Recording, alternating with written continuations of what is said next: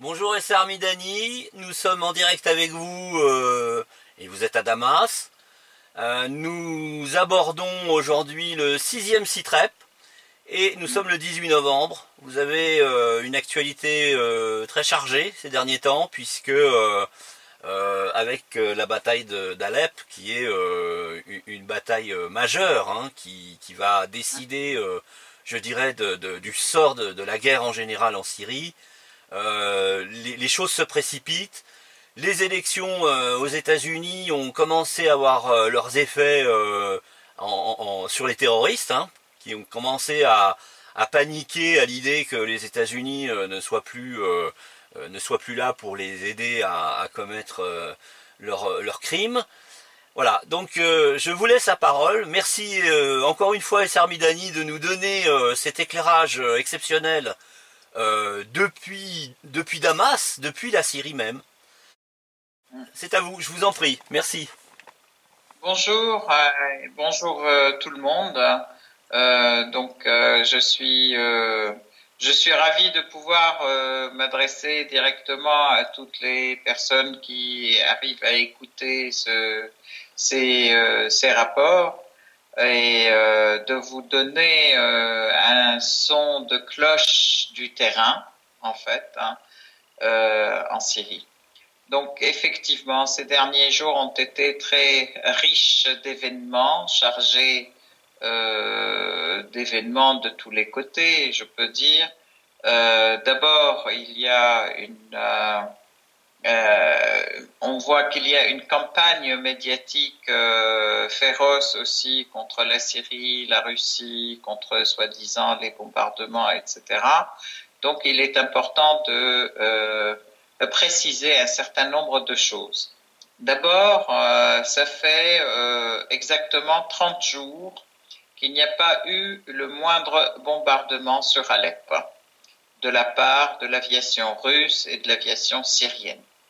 Par contre, ce qui a été effectivement réalisé et planifié par l'État, par les autorités syriennes, avec l'aide de la Russie, c'est trêve après trêve, donc 30 jours de trêve pratiquement, qui ont été, la première c'est la troisième trêve depuis le 27 février, où on a invité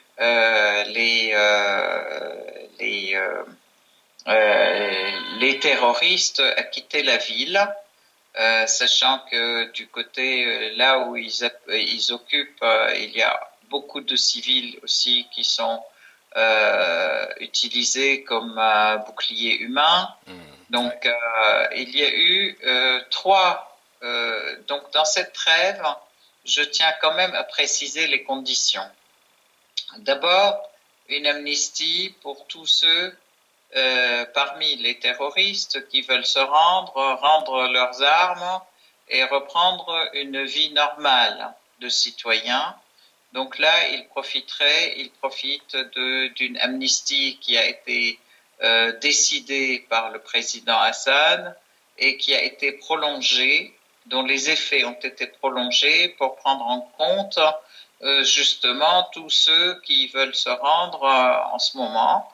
Donc, à l'instar de ceux de Mardamiye, de Daraya, et différents endroits en Syrie où des terroristes ont rendu les armes et ont repris une vie, ont décidé de reprendre une vie normale de citoyens, et donc ils ont régularisé leur situation et ils peuvent revivre normalement. Ça, c'est un premier point. Le deuxième point, c'est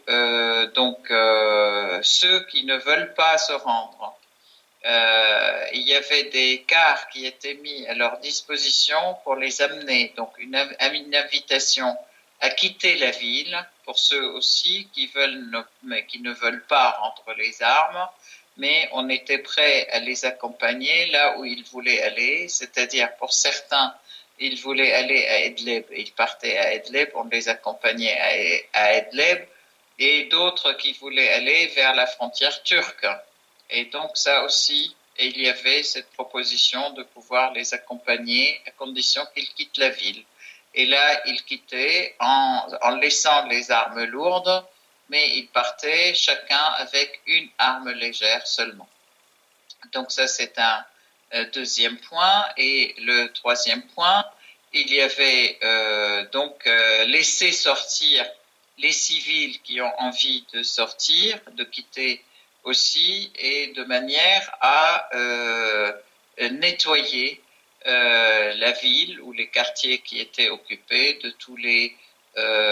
toutes les armes et de toutes les mines, etc.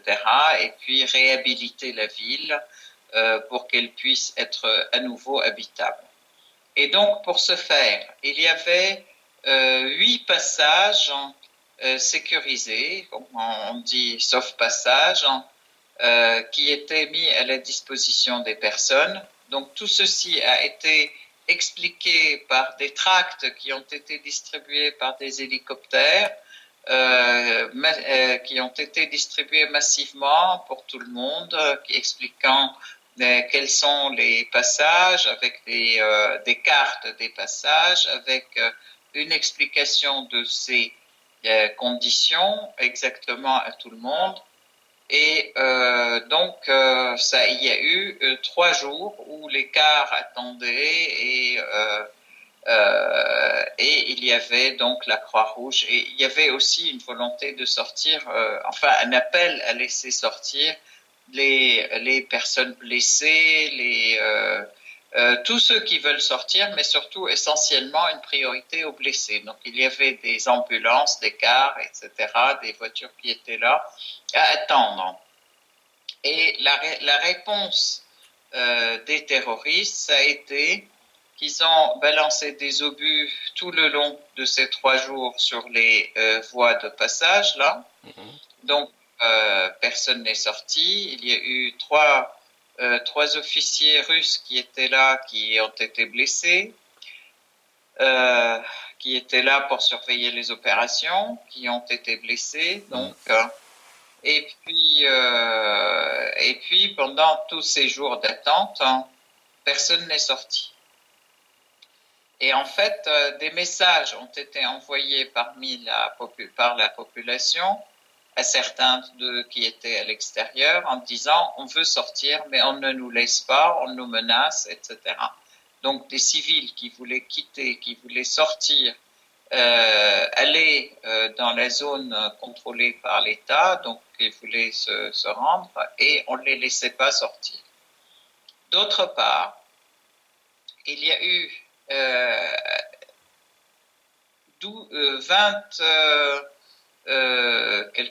27 personnes qui devaient sortir, qui voulaient sortir, qui voulaient se rendre en fait, parmi les terroristes qui ont été massacrés par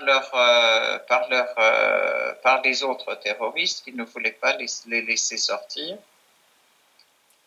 Et donc le temps a coulé et le temps s'est écoulé et personne n'est sorti. Personne n'a profité de ces jours de trêve. Je continue à dire quand même que jusqu'à présent, il n'y a toujours pas de bombardement sur Alep, et la trêve entre guillemets continue.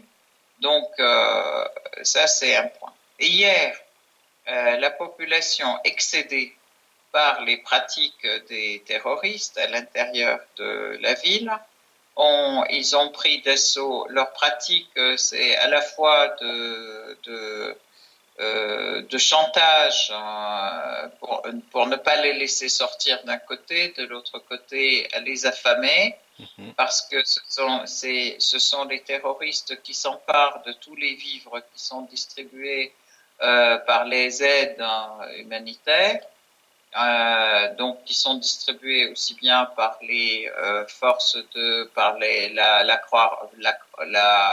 le Croissant Rouge, la Croix-Rouge, le Croissant Rouge, les forces de l'ONU, etc., et les forces du gouvernement aussi, parce que les aides humanitaires et le gouvernement veille à les faire parvenir aussi à la population, et ben les terroristes dans ces quartiers, ils s'emparent de tous les vivres, ils les stockent et puis ils les vendent à des prix absolument incroyables, exorbitants, en dollars en plus, à la population. Donc la population affamée, hier, a pris d'assaut ces lieux de stockage et donc se sont révoltés contre les terroristes en leur disant qu'il fallait qu'ils quittent, en leur demandant de quitter la ville et de les laisser vivre tranquillement, etc. Du coup, ils n'ont pas hésité donc à tirer sur la population. Il y a eu 37 morts, 100 blessés par leur coup de feu. Et donc ça continue en fait à s'agiter.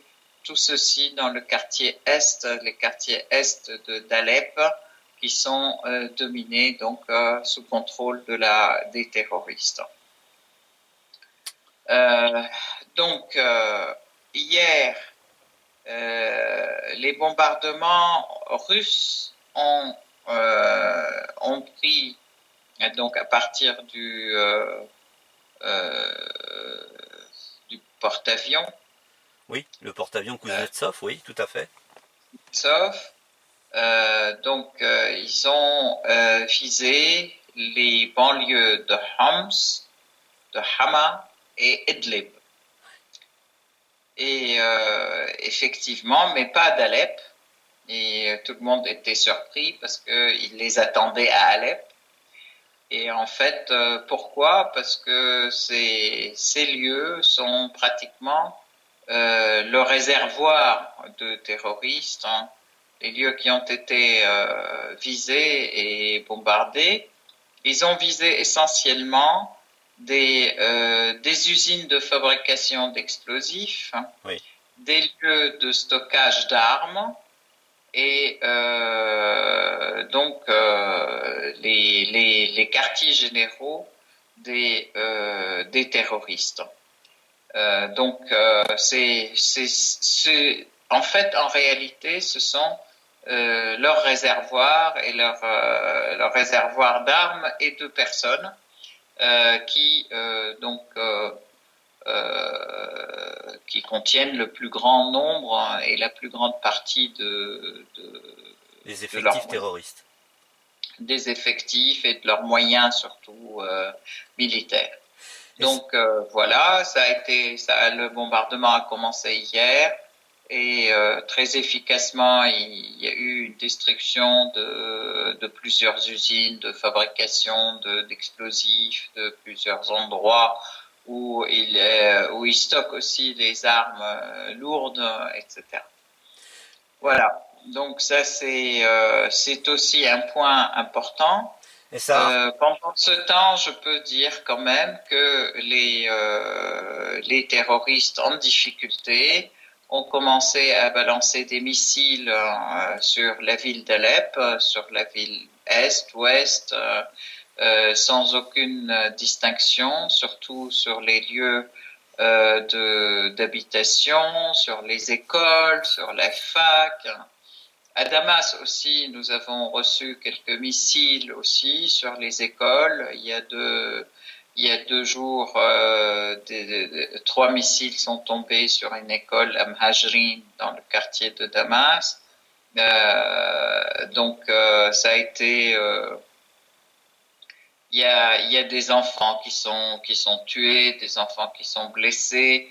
Il y a eu aussi d'autres sur d'autres quartiers de Damas, sur des quartiers de Homs aussi. Donc en fait, à chaque fois qu'ils sont en difficulté, ils se vengent de la population civile. Et bien entendu, la presse et les médias occidentaux s'agitent violemment lorsque les terroristes sont en difficulté, mais pas du tout lorsqu'on tire sur la population syrienne et sur qui est sous contrôle de l'État, je peux dire. lorsqu'ils polluent les eaux, lorsqu'ils bloquent l'eau et les circuits de distribution, lorsqu'ils bombardent les centrales électriques. Il y a quand même un fait important, et il y a eu le ministre de l'électricité qui est parti à Alep pour mettre en place, ouvrir, je veux dire, une voie qui était réparée complètement entre Hama et Alep. C'est des lignes de haute tension qui ont été réparées, qui avaient coûté quelque chose comme quelques milliards de livres syriennes. Et bon, ça n'a jamais été fait parce que ils ont attendu 3 jours, les réparations ont été faites, la centrale a été mise en place et mise en fonctionnement. 2 heures après, elle a été à nouveau bombardée par les terroristes. Donc, c'est complètement déplorable. Bien sûr, personne ne parle de ces destructions, mais personne, je parle des médias extérieurs, des médias occidentaux qui, de fait, en fait, soutiennent les terroristes et on constate de plus en plus qu'à chaque fois que les terroristes sont en difficulté, les médias s'agitent contre la Russie, contre la Syrie, contre l'armée syrienne qui défend son peuple de manière tout à fait légitime et qui s'attaque aux terroristes qui violent justement la sûreté nationale et la sécurité de la population. Les médias des pays démocratiques, hein, entre guillemets, je mets les guillemets parce que pour moi, ce n'est plus des pays démocratiques, malheureusement. Et donc, il s'agit pour crier et pour voler au secours de ces terroristes. Bien sûr, ils ne voient pas du tout et ils n'en parlent pas de tous les missiles et les obus qui sont envoyés sur la population civile, sur les écoles, sur les universités, sur les hôpitaux. Et c'est fort regrettable. Qu'est-ce que je peux dire de plus? C'est plus que regrettable. Pour moi, c'est condamnable. Par ailleurs, d'ailleurs, on voit que la politique des pays qui soutiennent les terroristes suit aussi. Oui. Puisque au Conseil de sécurité, on vient de voter des sanctions, ou une prolongation des sanctions contre la Syrie et la Russie, pour je ne sais quelle cause en fait qu'ils ont invoquée. Et pour moi, la cause, c'est parce que ce sont des pays qui combattent le terrorisme de Daesh et Al-Nusra, qui sont alimentés par les pays occidentaux, les États-Unis en premier, avec leurs outils régionaux qui sont la Turquie, l'Arabie Saoudite, le Qatar et Israël. Donc voilà. Que par ailleurs, il me semble quand même scandaleux, et je pense que c'est beaucoup de gens dans le monde pensent comme moi, qu'un pays obscurantiste, violeur de tous les droits humains, comme l'Arabie Saoudite, qui depuis le début de l'année jusqu'à maintenant a dû couper quelque chose comme une centaine de têtes d'opposants politiques ou de personnes à l'intérieur, qui en plus mène une guerre sans merci contre une population civile qui ne demande qu'à vivre au Yémen. Oui. Et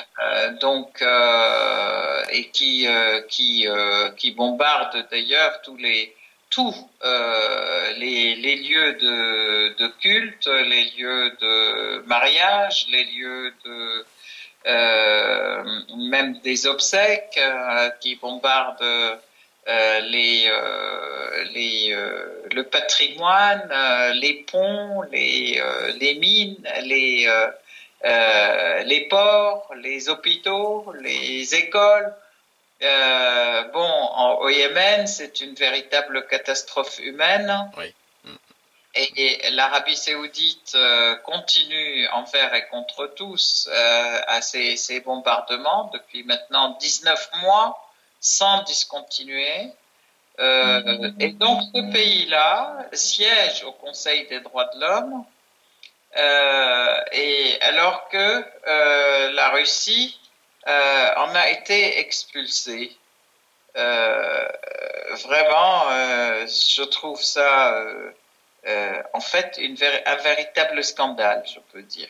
Personnellement, je le trouve scandaleux. Et franchement, je pense que beaucoup de personnes aussi le trouvent scandaleux.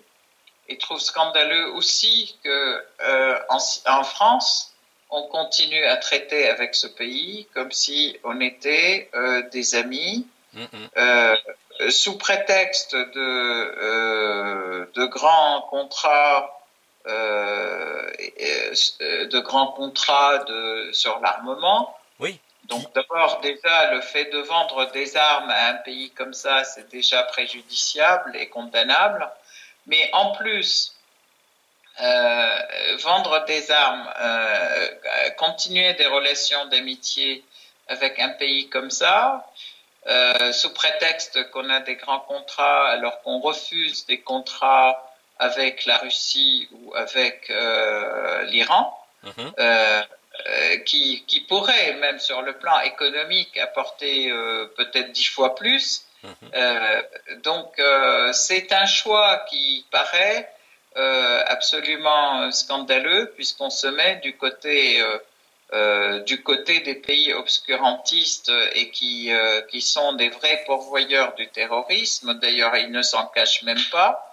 Et qui arment les terroristes, qui les envoient partout dans le monde, qui envoient aussi dans le monde entier des prêcheurs du wahhabisme, qui est cette idéologie des terroristes. Voilà,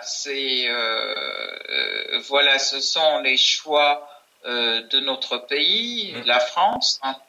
Je dis notre pays parce que moi personnellement je suis française aussi et je trouve que c'est scandaleux que nos dirigeants politiques puissent opérer en toute liberté, je peux dire, et en faisant fi de l'opinion publique et en faisant fi de l'opinion générale mondiale et des décisions du Conseil de sécurité et des décisions de l'ONU qui condamnent les terroristes et les pays qui soutiennent les terroristes.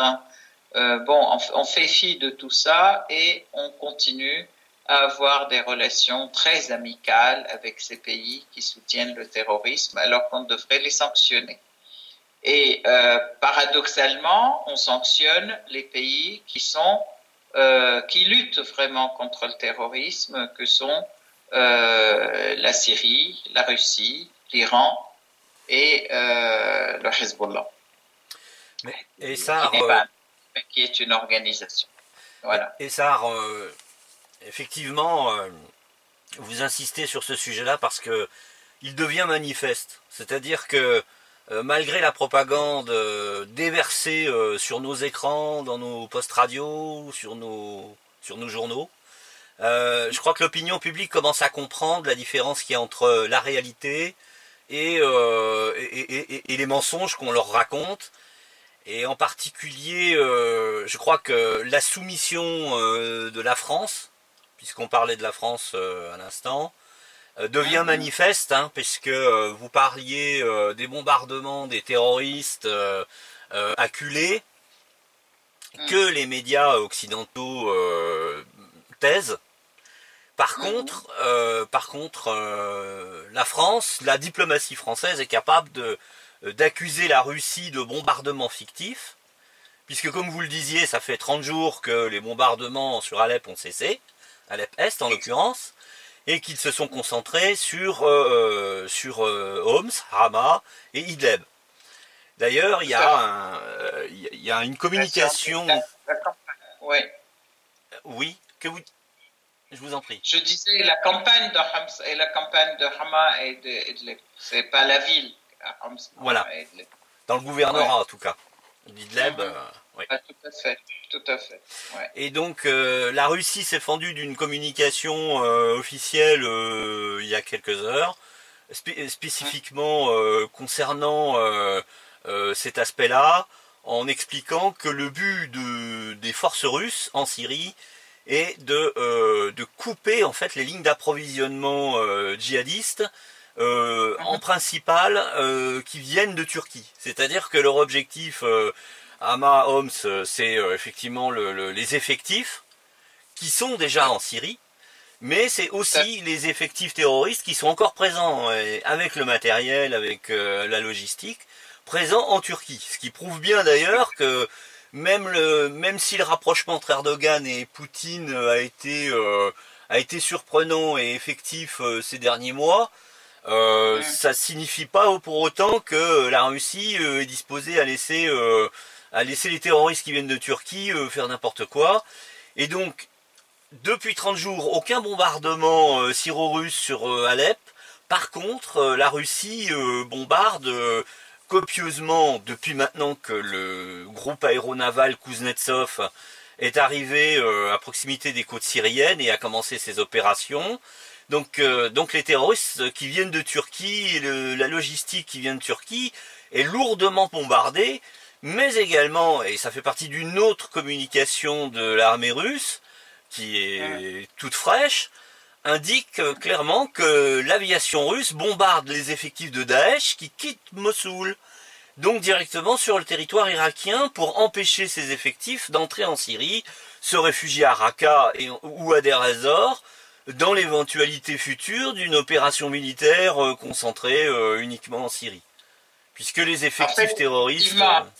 Effectivement, les Américains aussi poussent Daesh, en fait, qui participent les forces de la coalition qui participent à la libération de Daesh, de Mossoul, aux côtés de l'armée irakienne, aux côtés des forces populaires irakiennes, et donc ils poussent Daesh à fuir Mossoul et venir du côté de la Syrie.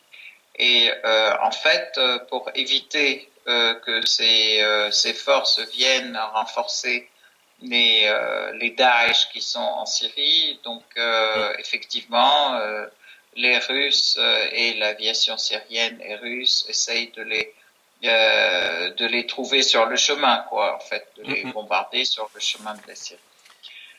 Absolument. Effectivement.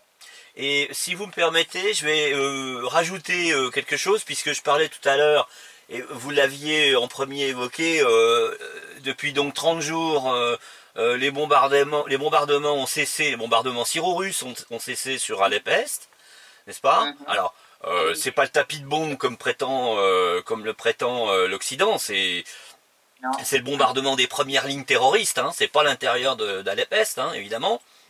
Il faut avoir quelques connaissances dans le domaine de la stratégie militaire pour se rendre compte qu'un tapis de bombes, ça n'a aucun sens, sinon de détruire la totalité des habitations, d'écraser sous les bombes à l'américaine, comme la Seconde Guerre mondiale avec l'Allemagne, hein, et le plus vieil exemple connu dans ce domaine, c'est Dresde. Donc ça n'a strictement rien à voir, les opérations militaires de bombardement à Alep-Est sont chirurgicales.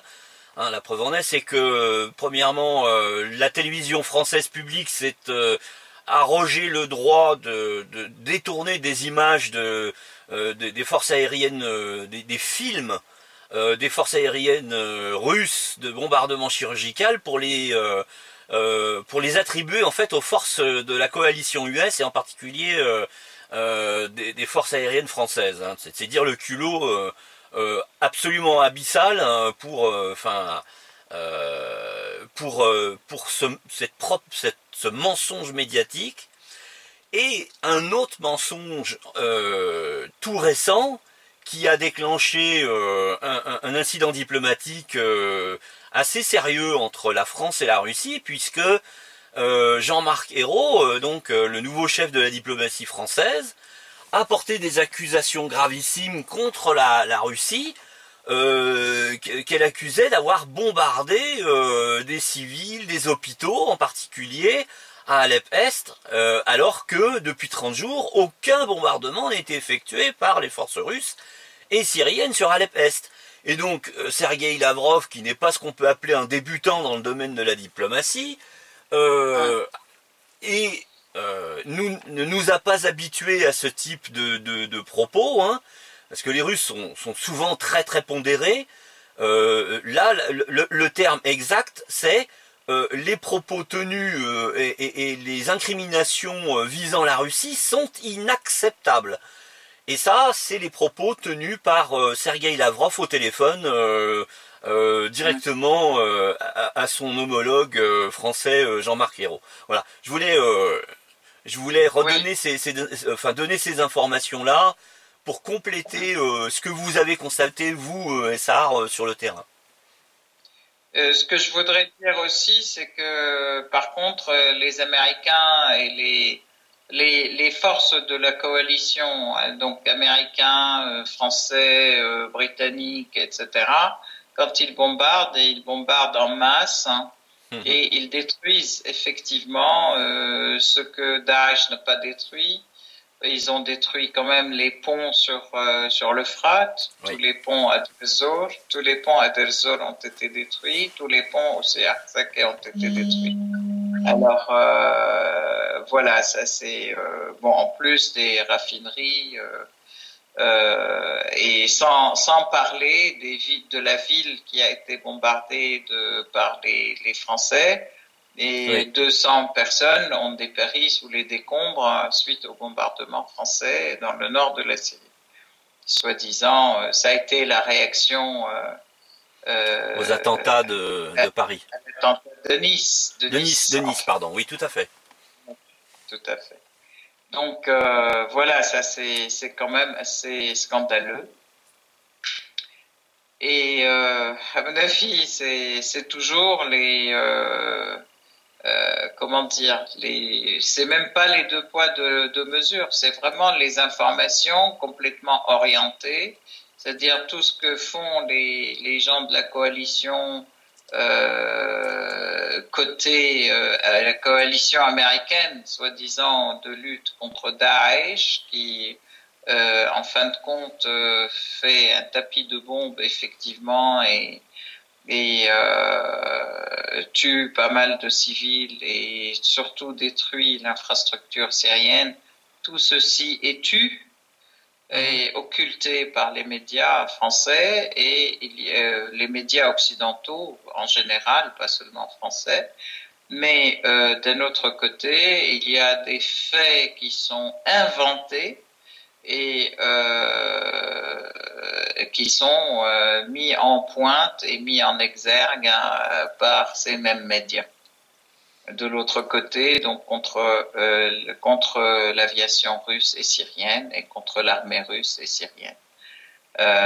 Les faits qui sont positifs et qui sont, par exemple, quand je parle de cette trêve et la volonté d'aider, de faire laisser sortir la population, les réconciliations, bien entendu, personne n'en parle et personne ne les évoque parce que en plus, même plus que ça, de Mistura va jusqu'à les condamner pour dire à toute façon ça a été fait derrière notre dos. Il faut que l'ONU puisse être présente pour vérifier que tout ceci se fait dans les bonnes conditions de respect des droits humains, etc. Dareya lui est resté à travers la gorge et en fait je tiens à dire quand même qu'aujourd'hui heureusement le phénomène Dareya Ma'adamiye fait tache d'huile et que de plus en plus de terroristes veulent jeter l'éponge, les terroristes syriens surtout, ils veulent jeter l'éponge et on les en empêche. En fait, c'est les terroristes ou leur état-major de services de renseignement occidentaux et Mossad les fait exécuter en fait. Et il y en a quand même qui arrivent à s'en sortir. Donc voilà, tout ça, ça montre quand même les deux poids deux mesures, que les valeurs n'ont pas le même sens dans un sens que dans l'autre pour les médias occidentaux. C'est-à-dire quand ce sont les Syriens qui sont tués, les Syriens qui sont sous le contrôle de l'État qui sont tués, on n'en parle pas, et quand il y a au contraire les terroristes qui sont en difficulté, on agite le chiffon rouge. Voilà, on agite tous les médias pour dire oh là là, on est en train de les tuer, on est en train de tuer la population civile, etc., alors que c'est faux. Donc voilà. Ça apparaît en fait comme étant de plus en plus avec le temps une complicité effective entre les gouvernements occidentaux et les terroristes. Hein. Parce que à un tel niveau de mauvaise foi, je veux dire jusqu'à inventer des bombardements d'hôpitaux dans une période où il n'y a pas eu de bombardement, ça veut dire que c'est vraiment, je veux dire, on peut comprendre qu'à la limite ils se laissent abuser, je dirais relativement par certaines associations, mais ils ont quand même des services de renseignement. La France, les États-Unis ont des systèmes d'observation. Ils doivent bien voir que dans la période incriminée, dans la zone incriminée, sur les bâtiments, je dirais théoriquement visés, il n'y a rien eu. Il n'y a pas eu d'avion qui survolait cette zone-là à ce moment-là. Hein. Donc à un moment donné, c'est soit ils sont très mal renseignés, ce qui en dit très long sur l'incapacité technique des Occidentaux. Donc là, ça veut dire qu'ils sont très largement, je dirais, surestimés. Soit c'est de la complicité pure et simple. Et je crois que le temps nous permet de découvrir que c'est de la complicité effective. Hein, je veux dire. Pendant, je crois, 15 mois avant l'intervention russe, la coalition US prétendait bombarder Daesh et jamais Daesh n'avait réussi à autant prendre de terrain en Syrie que pendant cette période-là. Il a fallu une intervention sous-dimensionnée en termes militaires hein, des Russes dès la fin septembre 2015 pour que Daesh subisse un coup d'arrêt. Et pourtant, les effectifs militaires russes étaient une fraction seulement de la coalition US. Donc c'est tous des éléments qui, mis bout à bout, finissent par, pour un observateur, je dirais relativement neutre, par apparaître comme étant des éléments effectifs, des preuves de complicité, de collusion entre les gouvernements occidentaux et les terroristes. Oui, je vous remercie de rappeler tous ces faits. En fait, moi, je pense quand même que au-delà de la complicité, ça va jusqu'au soutien actif. Hein, et vraiment, quand même, je voudrais rappeler qu'il y a une véritable table d'opération qui a lieu en Turquie, qui est quand même contient des responsables à la fois du Mossad, des États-Unis, de l'Angleterre et de la France en fait, hein, donc qui dirigent les opérations aussi bien sur les frontières turques. Et je tiens quand même à rappeler qu'il y a quatre bases d'entraînement des djihadistes en Turquie aussi, du côté donc des frontières syriennes. Donc et que le passage des terroristes de la Turquie vers la Syrie, c'est quand même visible par n'importe quel avion d'observation, et Dieu sait s'il y a des avions américains, etc. Je veux dire, c'est beaucoup plus qu'une simple complicité passive, hein. C'est une réelle utilisation et une réelle Aide. un réel soutien et une Mm, réelle complicité active, en fait, avec les terroristes qui ne sont rien d'autre que des forces qui viennent du monde entier, en fait, qui sont réunies en Turquie, entraînées, organisées, armées et dirigées aussi, parce que on peut quand même pas penser que des groupes comme ça de voleurs, on peut dire entre guillemets ouais. spontanés, qui se regroupent, qui sont là, qui s'arment et qui puissent avoir une stratégie d'avancée et une stratégie militaire de la sorte. Ouais. Et on n'est quand même pas simplo à ce point, quoi. Donc c'est important de reconnaître les choses telles qu'elles sont. C'est important d'ouvrir les yeux, de voir en fait les véritables complicités. Et là-dessus aussi, qui se traduisent aussi sur le terrain, enfin sur le plan politique international, par des relations d'amitié très fortes et des liens très forts. Donc la Turquie est un pays de l'OTAN quand même, hein. Bah oui. Donc si c'était un comment dire s'il menait une politique, si la Turquie menait une politique en dehors de ce qui est planifié, elle aurait été rappelée à l'ordre très rapidement. C'est clair. L'Arabie Saoudite et le Qatar sont des instruments des États-Unis, sont des valets des États-Unis. D'ailleurs, l'autre jour, il y a quelqu'un aux États-Unis qui disait c'est Trump, je crois, qui disait que de son côté, en fait, il considère pas ça comme des États, mais ce sont des gas stations.